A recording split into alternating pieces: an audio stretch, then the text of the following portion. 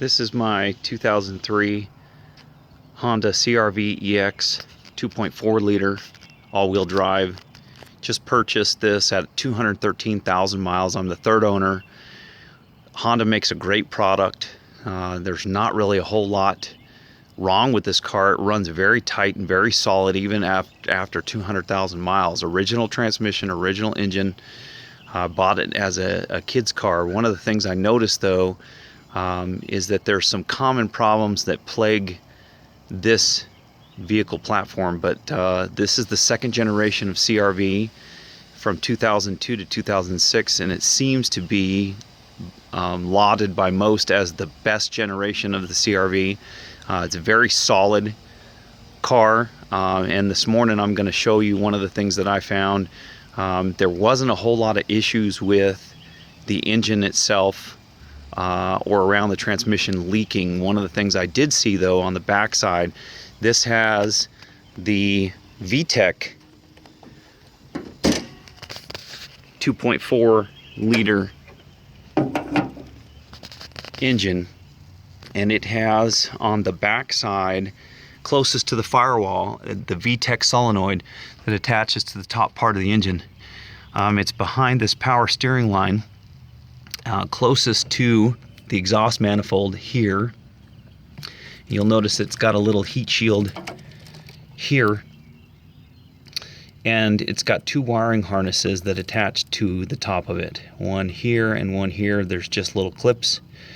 And then it has a series of 10mm bolts. Now this one is the heat shield for the VTEC solenoid. You can remove it, but you don't have to get it out. And then right back here you have a series of three 10mm bolts that hold the VTEC solenoid to the engine. You take those three bolts off. There should be plenty of room back here between the firewall.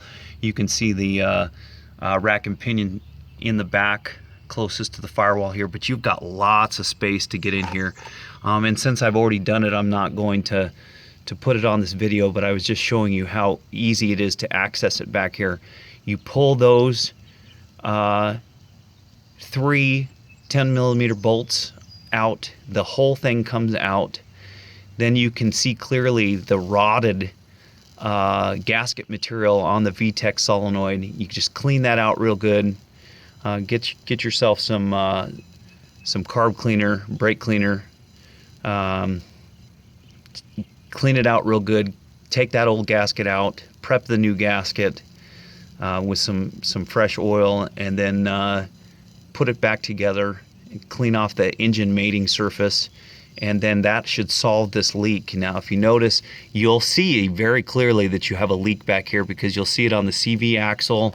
You'll see it on the boot itself. You'll see it on the suspension components back on this backside. You can't miss it. It's very wet back under here, but because of the way it's laid out, you won't see it a whole lot dripping on the ground. It just collects on this backside of the engine.